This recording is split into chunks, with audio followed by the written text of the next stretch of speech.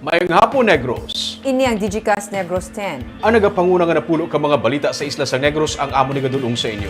Update ninyo kami via Facebook, YouTube, kag sa among website www.digicastnegros.com. Kag sarama kay malantaw sa Kika Channel 11 sa Kabangkalan City, Himamaylan City, kag Banwasang Ilog. Kag yari na ang top 10 nga mga balita sa Negros subong adlaw. May mga driver na nga nagkaka sa plastic barrier, pero kalabanan, wala pa bangod sa kakulba nga dakpon. Duha ka soldado patay, 4 pirason sa encounter sa Moises Padilla. Ang mga ma-renew sang lisensya sa LTO, kinahanglan na magkuha sang exams. Paghatag sa booster shots, sugura na sa Nobyembre 15. Kag, sa good vibes, sa rolling stores, rolling man ang benta para padayon ang negosyo. Inatanan sa Digicast Negros X.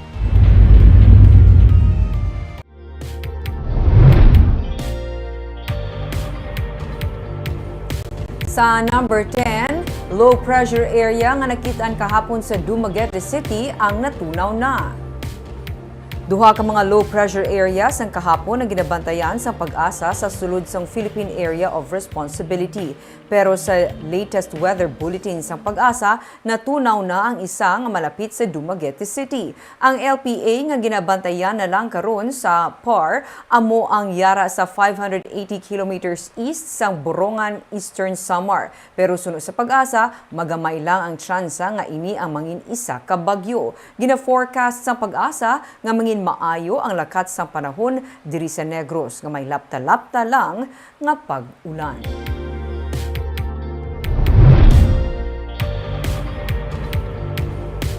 Sa number 9, holiday buwas ka adlaw sa pagdumdum sang alas 5 de Nobyembre.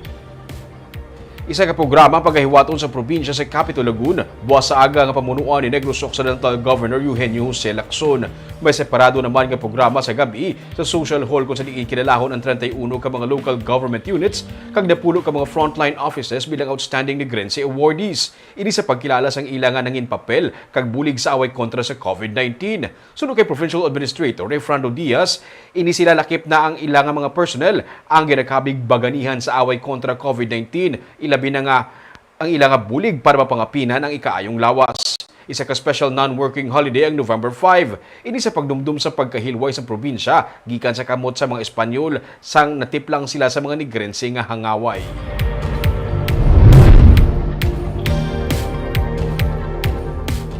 Sa number 8, Negrense senatorial aspirant nga si Alex Lacson ang magabulig duso sa pagbalik sa Negros Island region.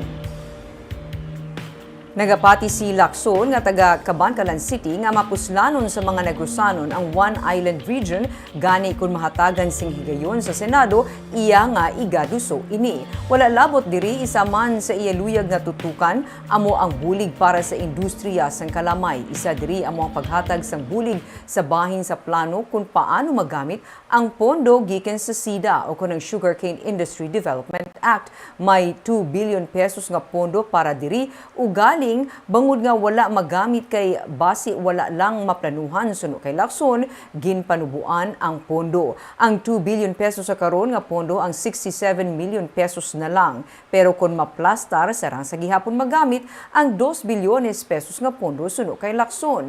Ang senatorial aspirant ang kabahin sa grupo ni Vice President Leni Robredo kaga Senator Francis Pangilinan nga ginapaabot magabisita sa probinsya buwas nga adlaw. Ang lokal nga opisyales na napabutyag sa suporta kay Lacson. Sunod sa iya, nagpabutyag sang bulig si Governor Eugenio Jose Lacson.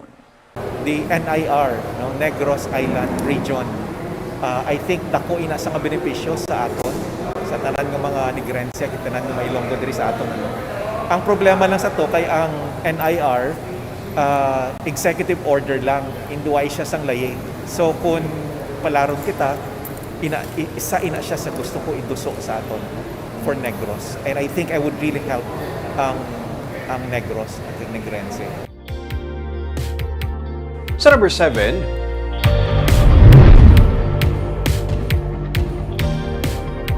isa ka senior citizen patay samtang iya nga utod pilason matapos sila ginpanglabo sang ilaman ng utod nga may diferensya sa pabensaron. Patay ang 72 anyos nga si Elsa Tabuhara samtang pilaso naman ang iya 55 anyos nga manghod nga si Herman Nabaha. Matapos sila labuon sa ilautod nga may diferensya sa paminsaron sa Martes sa Barangay Tapi sa Kabangkalan. Sa investigasyon sa Kabangkalan PNP, gulpi lang nga ginsulod sang sospek ang iya magulang nga si Tabuhara sa iya sining nga puluyan kagilayon nga ginlabo-labo. Nakasinggit pa para magpangayo sang bulig ang biktima sa iya sining nga utod ugaling pagsulod ni Nabaha, ginlabo man ini sang sospek. Parayon karon nga ginabulong si Nabaha nga may mga pilas dala sang paglabo.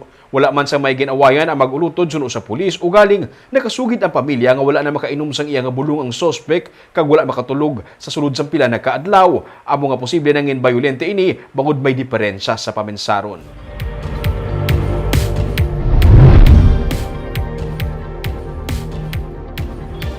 Sa number 6, ginpasiradaan sa Bacolod Emergency Operations Center ang 8 sa 19 ka mga isolation facilities sa syudad.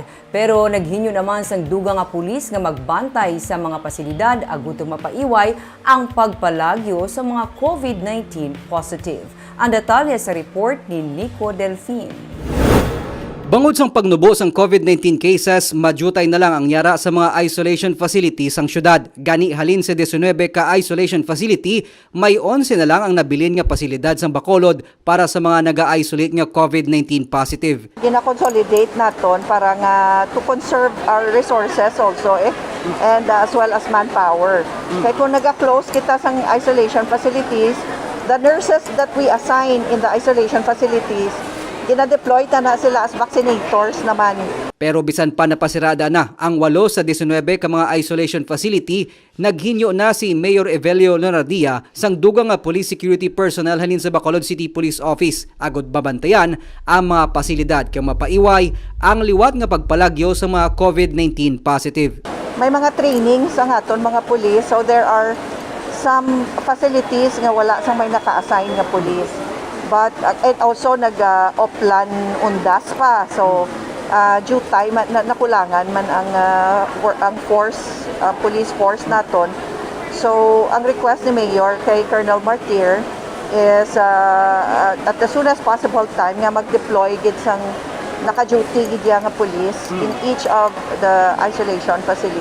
Nagwa sa record sa EOC nga sang Oktubre 30, isa ka 40 anyos nga COVID-19 positive ang nalagyo tubtob nga nasapuan na lamang siya nga patay sa kilid sang baybay sa barangay Pahanukoy sang Martes. Nagwa sa pagpangusisa sang katapos ang Police Station 8 nga nalumos ang naghikog nga persona bangod sang depresyon samtang yara sa isolation facility. Sang Nobyembre 3, isa man ka 37 anyos nga COVID-19 positive ang nagpalagyo sa isolation facility sa Barangay Bata. Siyang nabalik na sa pasilidad kag ginpablatter na sa pulis ang insidente. Nico Delfin para sa Digicast Negros.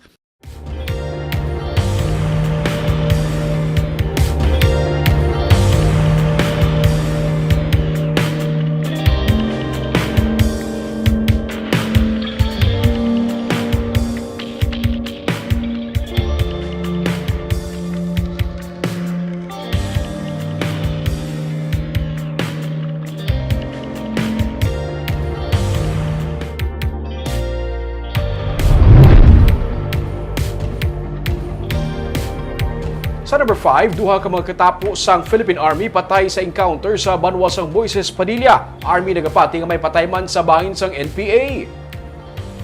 Duha ka soldado ang napatay samtang 4 pa ang pinasun sa kapin 1 ka oras nga enkwentro nga nagluntad kahapon sa Sitio Tios, Barangay Quintinrimo sa tunga sang Combined Forces ang 62nd kag 79th Infantry Battalion. Batok sa ginabulubanta 25 ka mga rebelde nga katapo sang New People's Army. Sunod sa kay Captain Kim Apitong, spokesperson sang 3rd ID, ang tropa nagpatigayon sang combat operation batok sa mga rebelde bangod sang impormasyon nga ilan na baton angot sa plano sa pagpang-atake sa mga rebelde sa lugar ilabi na sa ginihimo nga Farm to Market Road sa Gihulngan City. Magluwas sa mga napatay kag napilasan sa bahin sang army. Sunod sa kay Apitong, may 4 man ka miyembro sang NPA nga posible napatay kon severely wounded sa enkwentro. Matapos ang 1 ka oras nga enkwentro, naka-enkwentro man sa blocking force ang army ang pilapagid ka mga nakapalagyo nga mga rebelde kag na-recover ang mga backpacks, cellphone, kag bala, kag iban pagid nga mga pagkabutang. Samtangin pahayag man ni Mayor Ella Garcia Yulo nga may masobra 800 ka mga pumuluyo sa barangay Quintinremo ang karon gin-evacuate bangod sang nagluntad nga encounter. Temporaryo karon nga nagatinir sa evacuation site ang mga pumuluyo samtang nagapadayon pa ang pursuit operation sang Army.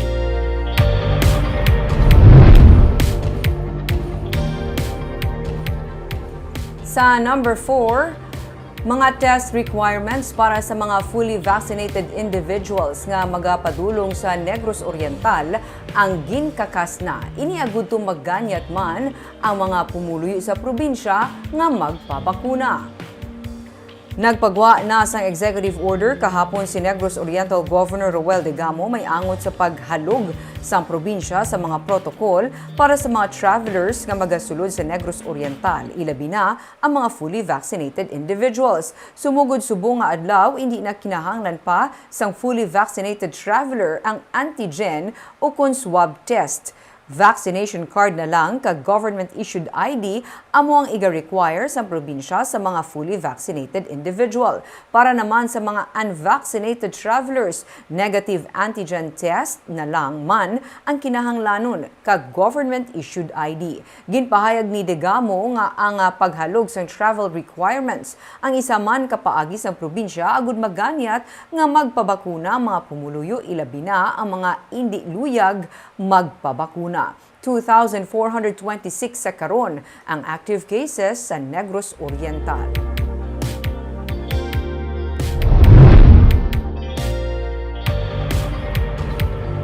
Sa number 3, para sa may mga driver's license nga may 5-year warranty kag kinahanglan og pa-renew, dapat na magpaidalom sa comprehensive driver's education. Sa advisory sa Land Transportation Office Region 6 sa page sini, ginabisuhan ang mga magaparenew sumugod Nobyembre 8 nga dapat mag-comply sa mga requirements sa among renewal. Pero sunod sa kay Attorney Alan Sacramento, ang legal officer kag spokesperson sa LTO Region 6, wala pa man sang abiso gikan sa National Office sa PETSA bahin diri. Unahon anay ang Metro Manila, sunod ang Luzon, Visayas kag Mindanao. Pero kung madayon pila sa mga requisitos, amo ang refresher course nga pwede ma-access sa LTO portal para sa mga yadtong nakapa-register na. Ini ang mga balasahon. Sa LTO portal man, masarang makakuha sang exam kag kung makapasar ang Certificate of Completion, iga-email sa natungdan. Sa Region 6, sa Kalibo pa lamang kag LTO nga talatapan sa Haro, Iloilo, may ara sang Driver's Education Center kung sa diin pwedeng magtambong sang face-to-face nga driver educational nga libre. Plano pa lang magbutang sa Negros Occidental, sunod sa kay Sacramento. Pwede man ini sa mga LTO accredited driving schools pero may bayad. Depende naman sa assessment kung eligible o kung pwede ang aplikant para sa driver's license nga may 10-year validity. Magadepende ini sa record sa driver kung siya ang mayara sa traffic violation o kung wala. Wala labot sa Comprehensive Driver's Education Certificate of Completion, kinahanglan man sa renewal, a medical certificate kag original nga driver's license. Naghihintay pa po kami ng exact date po ng rollout para sa Region 6. As of now, yung sa 10-year validity po yan, nagpa-pilot testing pa po doon sa Metro Manila. No? After that po, mauuna po yung Luzon area para sa rollout to follow po yung Visayas and then Mindanao. We will wait po for the final schedule po na ibibigay po ng Central Office kung kailan po maro-roll out sa Region 6. Sa number 2,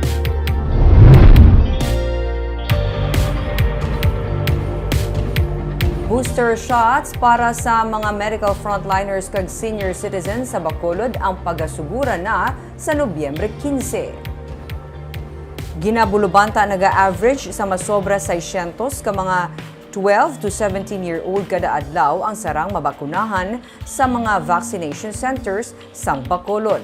Ginatanaw ni Ang, Executive Director ng Emergency Operations Center nga sa madason nga sinemana malabot nila ang pagbakuna sa masobra 5,000 ka mga menor de edad nga yara sa ilang master list. Gani karon pa lang ginahulat naman sa EOC ang guidelines nga maghalin sa Department of Health para masugdan ang pagbakuna sang anti-COVID-19 booster shot sa mga medical frontliners kag senior citizens. Sa Nobyembre 15 ginapaabot sang syudad nga masugura ng pag-administer sang booster shots pinaagi man sa mga vaccination centers. Ang pagbakuna sang dugang nga dose sang vaccine ang ginsugura na sa iban nga pungsod agud nga mas mapasaka ang efficacy sang vaccine nga sarang man makahatag sang dugang nga proteksyon sa nabakunahan na kontra sa virus. Kaya subong open na kita why na priority, no? Although, like for example, kung diri ka sa vaccination center, may ara nag-abot nga healthcare frontliner, mauna siya gyapon, may priority siya gyapon sa general population. But we will inoculate anybody who is eligible to receive the vaccine basta ara sila sa atong vaccination center. Kaag sa namin uno sa mga balita, subong nga adlaw.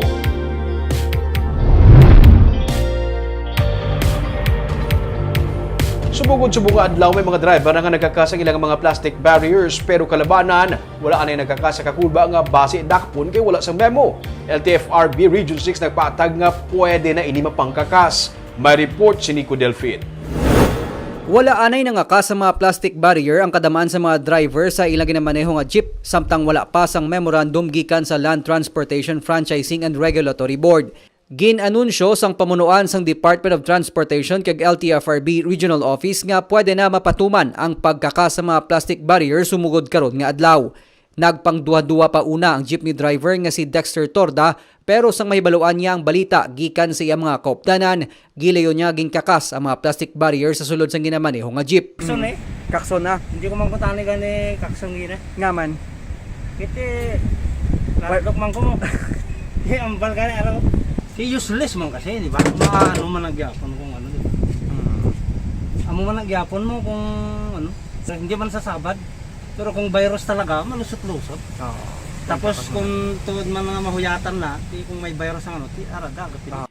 Pero bisan may memo man o kung wala, ginpakamaayo naman sang pila ka mga driver kasubong na lang sa mga nagabiyahe Burgos Alangilan nga hindi anay pagkakason ang mga plastic barrier para sa ila magluwas nga makalikaw sila sa posible pagpanakop. Hindi man gihapon ini makabulig sila pagbiyahe, bangod limitado gihapon sa 50 to 70% ang mga pasahero sa mga pampubliko nga salakyan sa idalom sang Alert Level 4 status sang Bacolod. Ini-order na yan, kaya lang daw wifi mo gito kulpas. Problema maguna ka ukas, mas ikaw na dakon lang. Sino ko naman nakop, yung kaso? Why man ano, kaya lang daw, siyempre, bigado daw suko, matsikuhan ka pa sa makuha na yan. So, magyapon, kung ipahukasin ng barriera, mo magyapon, si 55% magyapon ng pasayro. Bagay, hindi pwede ka, Hindi magyapon, kung mga ganaon sila na seating capacity na, pwede na na-option. Suno kay Ang Executive Director sang Emergency Operations Center nga dapat masiguro man nga hindi overloaded ang mga jeep kag nagagamit sang face mask kag face shield ang mga pasahero. Let's stick to the minimum health protocols to keep ourselves safe. And kung commuter ka, dapat din nga magpa-vaccinate ka because you're exposed every day. Ginalauman sang katapos ang transport sector nga kung mapanubuan na ang alert status sang Bacolod, base pa lang mapasakaan na ang ila passenger capacity, agud bisan paano makapahagan-hagan man ini sang ila palasanon sa nagapadan nga pagsaka sang presyo sang produkto petrolyo. Damlag pa, ginaanunsyo na sang LTFRB ang pagkakas sa mga plastic barriers bangod wala man sang medical study nga makapamatuod nga ini ang makapugong sang pagpanglaton sang COVID-19. Nico Delfin para sa Digicast Negros. Sa Good Vibes, rolling stores ini ang tawag sa mga nagalibot sang plastic wares kag iban pagid nga mga kinahanglanon sa sulod sang balay. Sa sini nga negosyo, diskarte ang kinahanglan kay man, ginarolling man ang income. May report si Romeo Subaldo. May silhig, labador, balde, mop, monoblock chair, pangkiskis sa kaldero, arinola, tray, boxes, hanger, kimpit, habunera kag madamo sang iban pa. Ini ang ginakarga sa mga tricycad kag tricycle ang ginatawag rolling stores. Masami ini sila naton makitaan o kung malabyan sa dalanon. Nagalibot sila sa mga kabaranggayan sa Bacolod agud maglibot sang ilang mga baligya. Ang 65 anyos nga si Romeo Castellanes ang isa sa may mga rolling stores nga nagadala sang tricycad. Las 6 pa lang sang aga, nagasugod na siya libod tubtub mag-udto. Mga duwa niya na inikadikada nga ginahimo. May isa siya ka anak nga may pamilya naman kag nagtaliwan ang iya nga misis. Gani, ini na lang ang iya pamaagi para makabulig man sa iya nga anak. Ginakumpra niya ang iya nga mga baligya sa isa ka baligyaan man nga naghatag sa ila sang discounted price. Mas ginatagi sa inyo barato nung Kuhaan na ng discount lang sila. discounted ka sa inyo. Tapos galibot ka mo. Ang discount na mo ng samot man. Sa inyo mga to. Pero ari niya baliging bakal mo na ni siya gidyan kwa. Oo eh. Nagka-comprador ka bala pag ano ka lang ba? Ginpunduhan niya sa higad sang dalan ng isa pagid ka rolling store owner nga si Amay Dorimon. Nakakas ang pidal sa tricycle ni Amay amukon nga iya inigin buligan. Si Amay, isa ka na construction worker, mas madako-dako kuno ang iyang income sa sininga negosyo. 15 naman siya katuig nga nagalibod. Makapoy magsikad pero okay lang kuno kay maka-exercise pa. Bilugad lang ka magalibot. Lunga na sa dilaw. Nung ang bike kapoy niya siya tricycle, motor kapos kapoy ang bike. Mas namin ganyan ang bike kay exercise. Exercise pa sa same time. Tapos gagawa ka ng balahas. Sa makita ang duha nga nagpondo, ginponduhan pagid sila sang isa pagid ka rolling store nga tag-iya nga si Rodel alis na. Tricycle naman ang ginadala ni Rodel kag puno-puno sa mga baligya. Istorya naman ni Rodel, 3 pa lang siya katuig sa sininga negosyo. Sakada siya sang una sa Escalante City, kag ang ininga negosyo ang iya nakuha sa iya nga amay. Sanday Romeo kag Amay, mga kaupod man sa paglibod sadto sang iya tatay sang buhi pa. Makapoy kuno ang magkarga tapas kag tuman kagamay sang income. Gani nagpabakulod siya kag ginpadayon ang negosyo sang iya nga amay. Amay ko, amo man, negosyo ni. Napasa pa sa imo, mo Oo. Sila na, bats na amay ko na. Mga amigo ni sa amay mo. Oo. Kilala lang ako gal tanan. Yung Oo. connect naman lang tanan. Sila na nga mga grupo. Isubong niya, ako naman ang bago naman nga. Kuan eh? Istorya nila, ang pula nga arenola mabakal kay ginahimo ini nga bulutangan sang benta sa mga negosyante sa pagpati nga maswerte. Okay, ginahimo di bintahan sa mga tiyangge ba? Oo. Swerte na ko na no? Sige na yan. Sa kabuhi kuno, kanya-kanyang diskarte para maka-income. Halos taran nga ginabaligyaan niya, nagaayo. Gani dapat preparado ka para diri. Diskarte mo na lang kung paano ka sa gyapon makaganar, bisan nagapaayo. Katatan ka sa man mayo gina niya. Kung hindi mo payoon, hindi kang bakla niya. Sang makaayo na ang bike ni Amay, naglarga na sila. Ang ilang nga mga tricycad, ilagali gina-parking sa boarding house ni Rodel. Magluwas nga pala reho silang rolling store owners, mga tumanok sila tanan sang Escalante City. Barb, ginakumpara man lang nila ang ini nga mga goods, pero at a lesser cost kuno kay sila kumbaga With the bulk. oo, bulk nang inabakal na so lain ang presyo sa ila. So kung para naman sa mga residente hindi gusto magwa sa balay nila, sa ila na nagabakal. Siguro ming patokin sila subong kay di ba damo hindi gusto magwa. Correct, oo. Pero hindi ba kuno Barb, kapigado man ma-feel man nila. Okay. Kaya ting kapasidad sa manugbakal, nag-lessen man eh. Oo. Pero mo nagagula sila out of town, Bacolod area na lang sila kay usik sa gasolina, kapoy sikad, ting duwa to ka tricycad, pangadaan, ting kakakapoy sige sikad. Oo. Pero may ang gabakal na balatan, hindi na lang sila mag-ayo. Kaya, di ba? Like si mama, kung di number 1, mag-ayo. Basic, Hindi kinakuha na sa Pinoy, lang. gaayo, ginaya. Oo. Sa bagay, nung iba doon nalipay lang, pero hindi na lang buro mag-ayo eh. Buligay na lang tatanan. Oo man. Kahagap niyo itong mga balita sa Negros, subong nga adlaw. Kay man sa panahon karon importante nga may ihibalo ka sa nagakatabo sa imo nga palibot. Pero dapat balanse kag eksakto mga impormasyon. Padayon kami nga magapangalagad sa Negrosanon. Ako si Barbara Mijares. Tugtog sa buwas ako naman si Romeo Subaldo, mayong hapon.